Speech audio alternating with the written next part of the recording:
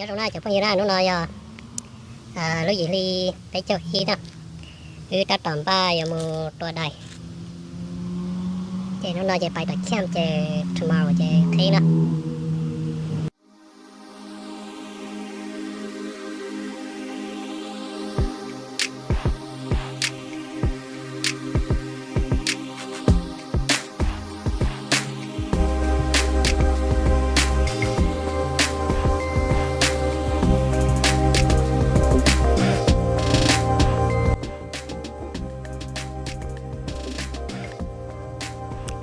tôi cho rồi đó cái bạn nhớ phải nó nè tôi ý xong là tôi tốt cái bạn này cho cô á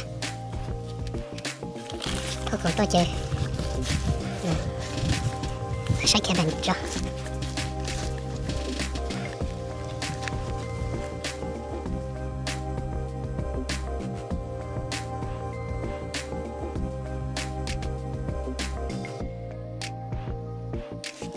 đây nó chép lắm lẩu nè chỉ nhúng được rồi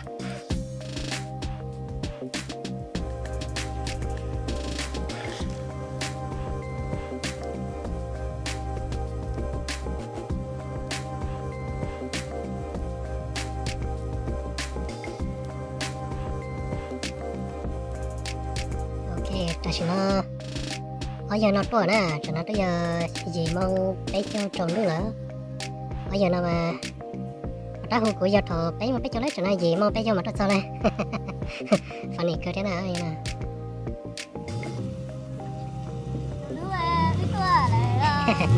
nè ở giờ tôi liền luôn rồi à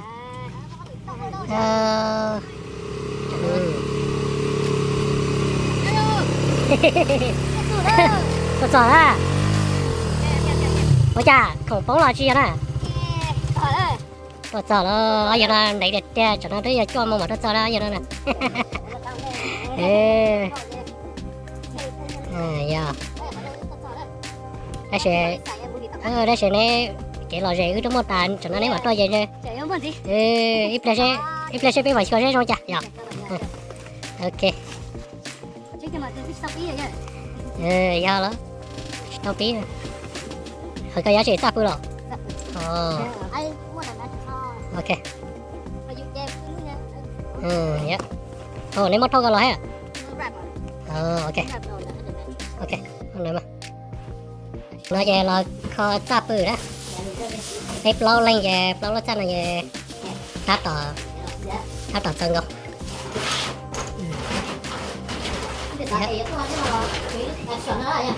cho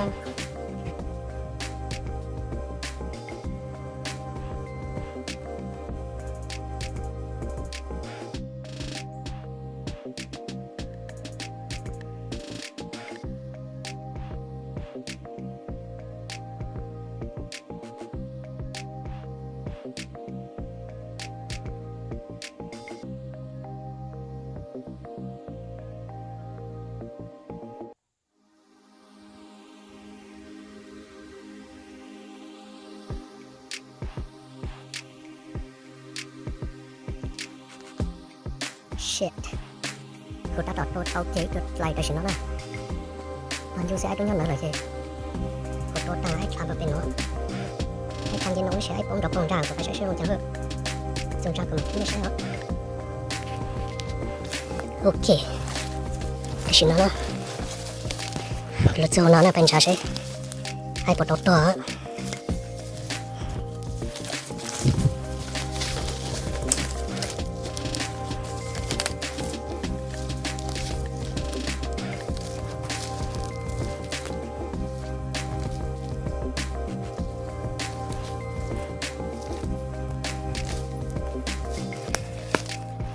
xin nó mà xong sai cái nào cho đây trái gì hãy to giải luôn mọi yêu sơ á shit where is it oh shit tao mất ra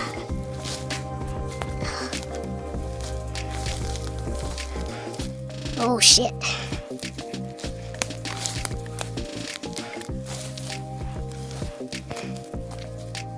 shit.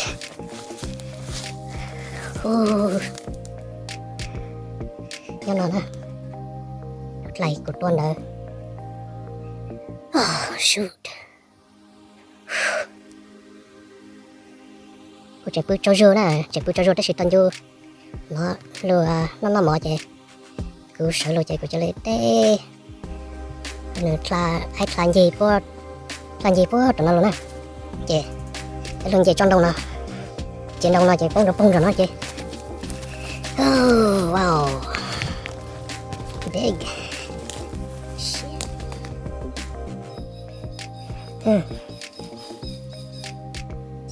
Yes.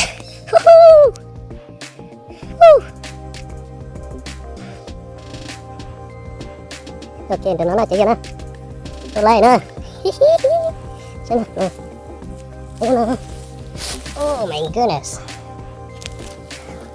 Lúc đặt ta lấy ấy nó nè. Lúc đặt ta lấy à.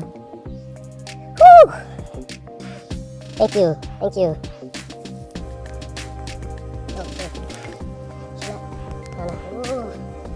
Lúc đặt ta lấy ấy nó nè.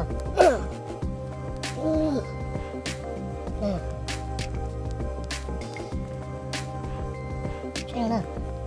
Shit. Hãy tụi câu lột ta luôn. Ok, giờ tụi nó nè, cho nó lột phá cụ nè. Đó. Bây giờ có chi bụi đó. Bây giờ tô vào lại. Chỉ lấy tô đó. Ô, chỉ có miếng sợ. Oh shit. Oh. No. Shit, cái chuyện咩à? Cái phải có to. Bây giờ ham miếng to à? Ê, cái phải sai chỉ muốn trả cho. Oh, holy. Ê, ai trả không được mà. Phải cho nhỏ đó. Oh. Let's go see. Bây giờ. Ê, trả như trò ấy. Bây giờ. Ok. Ok. Nhưng mà lấy nhưng chị thấy cái nó cho nó. Chị phải mở lấy bài cho các bạn check coi. Có mai tì sao? Có mai giấy sao tỏ của trang. Của bó của tôi sao tỏ tôi. Ồ, thì sao á? Yeah. Nó có trời chơi này. Phục của chị. Phục khó lên. Sao nè. Đây. Yeah, chop lên. Wow. Yeah. This guy's a 344. Yeah. Okay. Có phải more skinny. Oh, okay, shit, okay. Của anh nó. Yeah. Phải của chị thấy thật khuyên biểu. Để của chị ra do không bè. Của này chơi của chị bự trâu rơ. Của tôi nó biết sao, của chị bự trâu rơ toàn như ai tôi nhớ nè. Yeah. Yeah. Để nó. Sát tí nó rồi. Sát tí nó rồi. Yeah.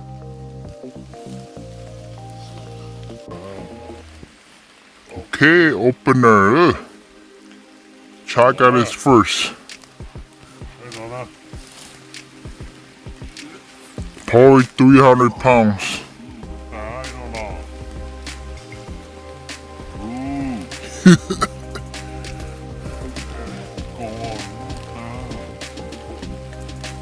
Wow.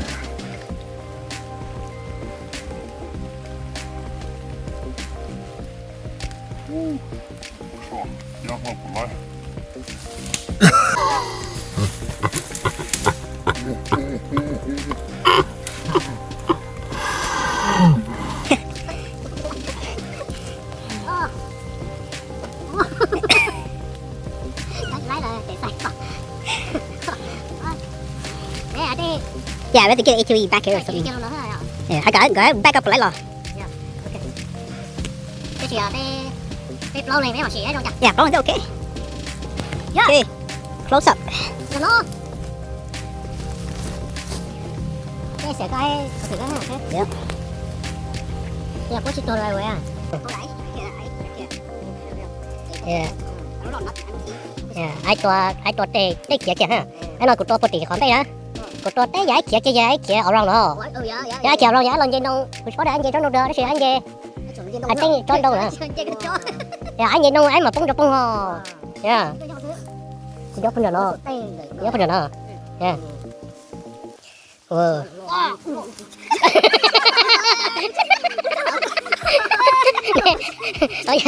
ba học trường nó giờ bọn này nó này tiếp tuần này này chỉ chắc rồi bọn này cuối ý lên sẽ chịu vào đây ở này có tè vậy này có trâu tao phải có trâu tao oh yeah ok đây cha nè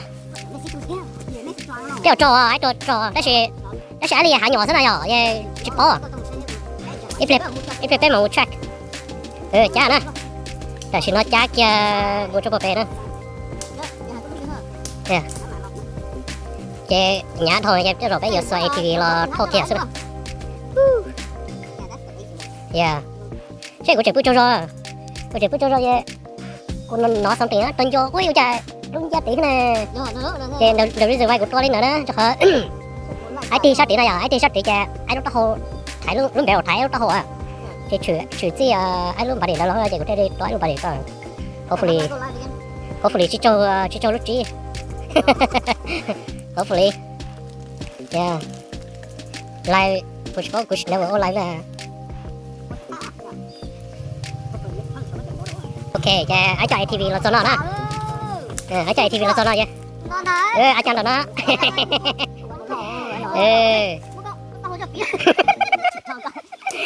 ok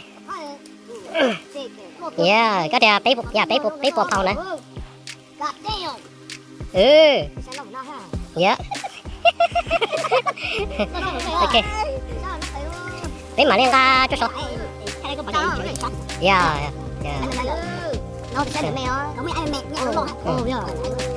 ở đây cũng ăn phải chết được chế đó đây à đúng rồi ai chú lọ có trai á mấy có trai nữa lọ này đây phải sát thì yeah so I think I know là sợ chi về tàu cái món này đúng mấy có trai yeah maybe ai tôi về to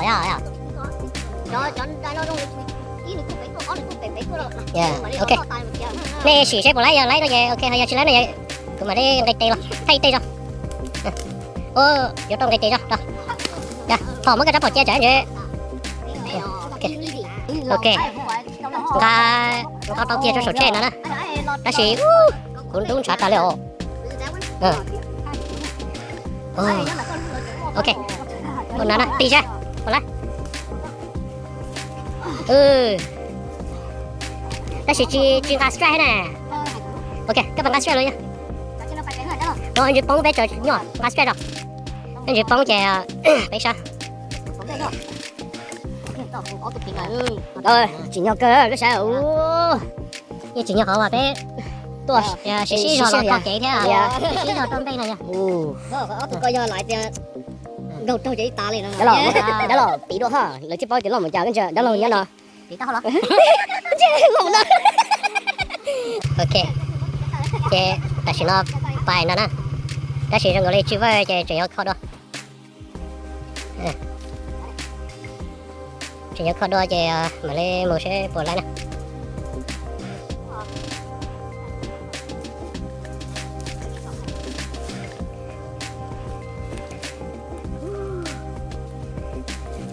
tiền chứ to rồi nó chỉ liền ta ôi sếp của sa cơ đấy hả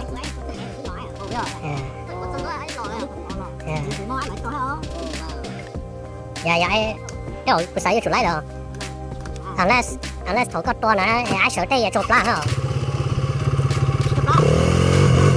rồi à yeah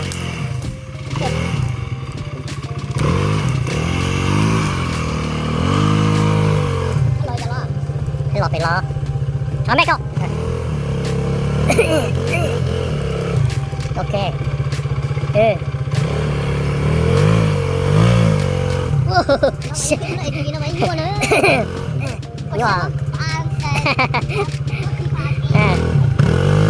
ok phải lo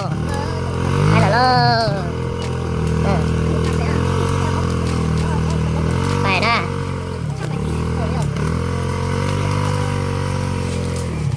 nè Ya cuma ATV je pesha lah se. Có đi chạy à? Cái cái lọt được à? Bây giờ.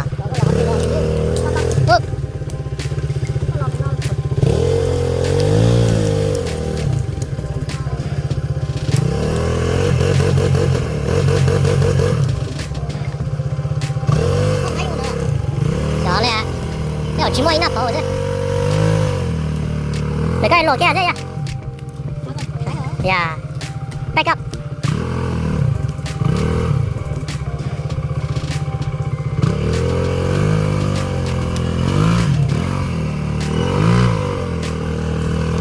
Yeah. Yeah. Ok nè đó. Oh yeah. Để cái cửa. Cái nó. Ê, cho châu kia nè nè. Xong này kèo nữa. Lo được tao anh rồi. Có lửa sai cơ đã suy chỉ nhau cơ đấy à. Kéo giờ nó lo cho nó hết nè.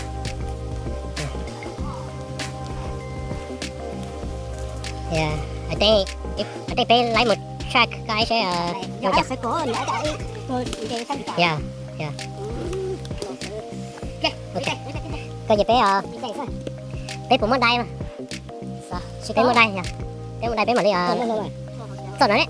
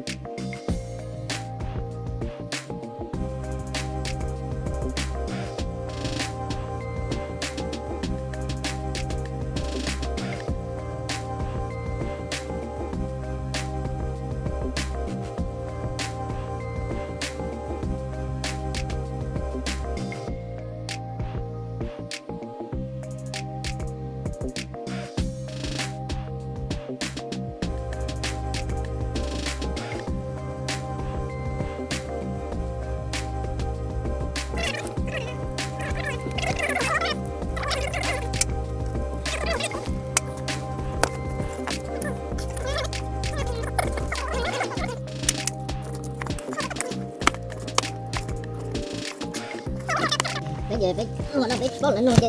Mà khơi nó sức.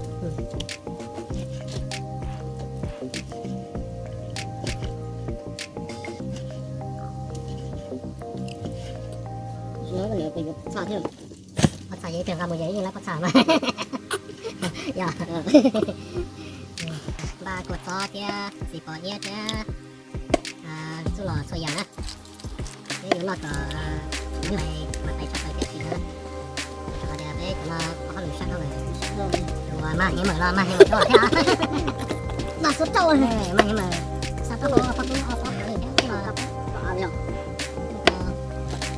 Chỉ là không.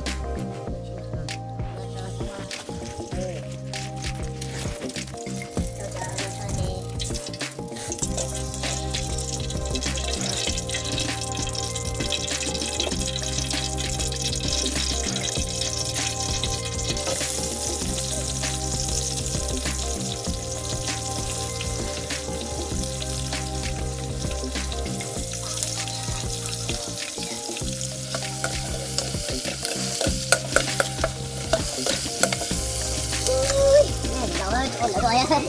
Để cho tao hỏi chuyện mà có chuyện rồi á. Tao chuyện có thằng. Bây giờ chuyện là mỗi một con thôi à.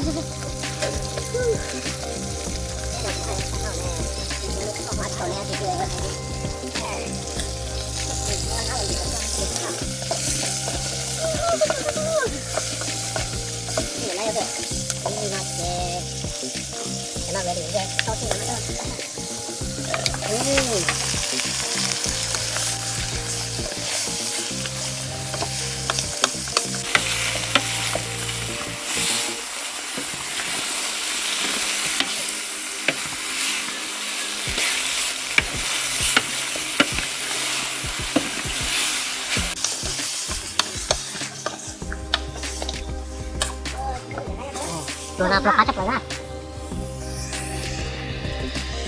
phải là cho cái nó chắc nữa đó cho nên gì dễ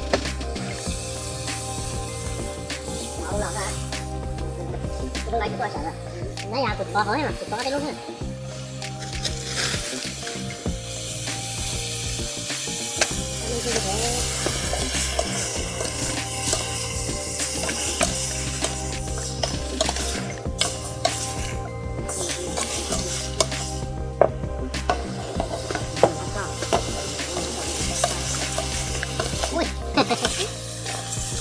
được cho là mình nói cho có hay có hay không gì có hay đâu cây hồi giống á cái rồi rồi đạp lọt hai cặp nữa dạ tôi chỉ sợ bữa nọ cái cái bộ tiếng Anh cho cô ta không muốn để đấu nhau cho cô là ê anh nói cái sẽ mình gọi rồi dạ cho mình đó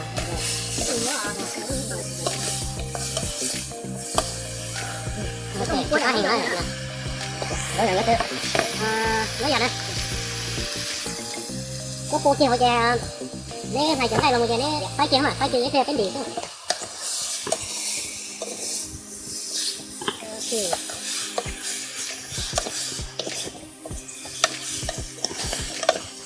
chỉ nó cho chẳng tay nó xé cho nó nè cái này từ kia cái này từ kia này cái các bạn cũng đang đó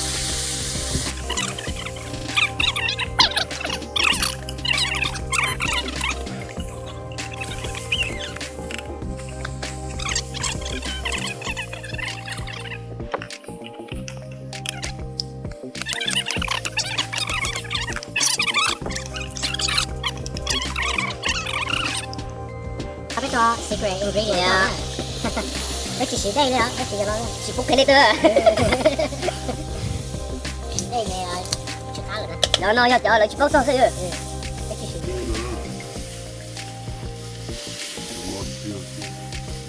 các bạn là ít phần gì cái món chung của này ha cái chung cỡ đây nè đây là cái món này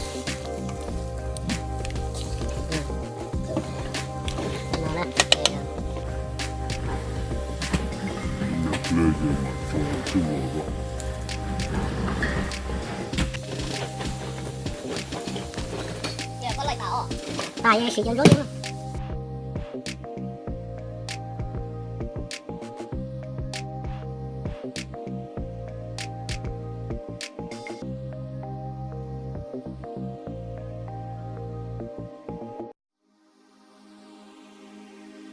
ở giờ nó khẩn cây rồi đó đâu tạt tà đi đâu trà bếp lâu lên xem mà rồi sẽ chấp lời theo thế rồi cấy xong lại à ý biết là trốn được cái chuyện một con gì nữa dạ cái chuyện một trái tôi nó còn đi xem này của em rồi nó miss với ai nữa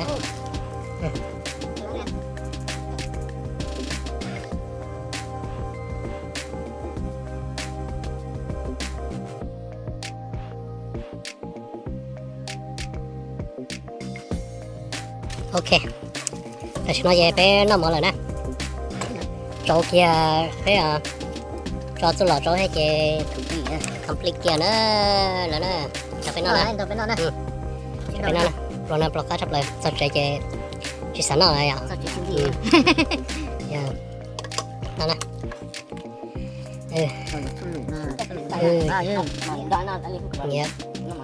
tay đâu phải không dạ nè nè giờ xí lúa thế này xí lúa lọt theo nữa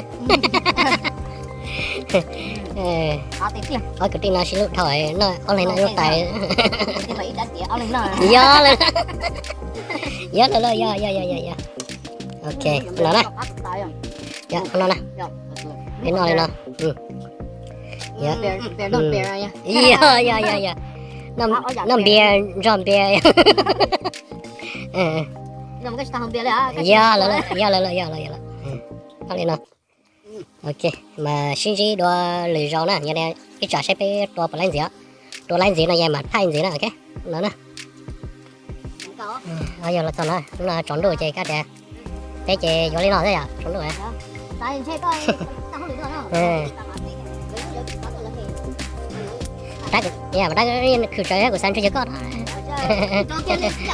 yeah cứ chơi thế này chỉ giờ thế chơi ở giờ yeah today is the best day so today is good sport day so yeah ok chơi mà nói chơi các chơi lên nói thôi cái đẹp nói cho cô xem nè yeah chi của cho ya chi của cho post rồi của cho post rồi mà nó như season này ready to go á vậy chi kia yeah yeah hôm nay ok hôm nay nè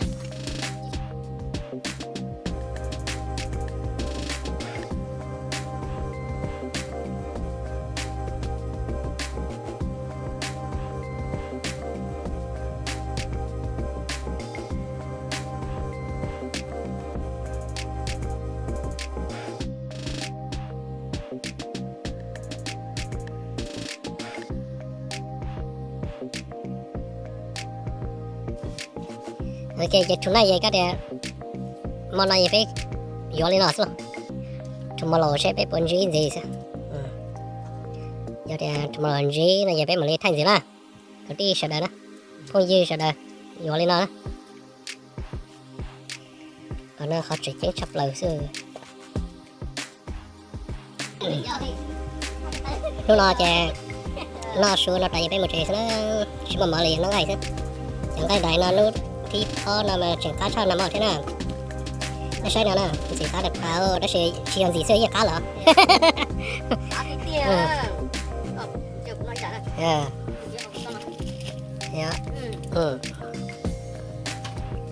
phải qua tới là có số nó phải plus ta nè phải tụ khẩu phải bài là xin gì đó lựa chọn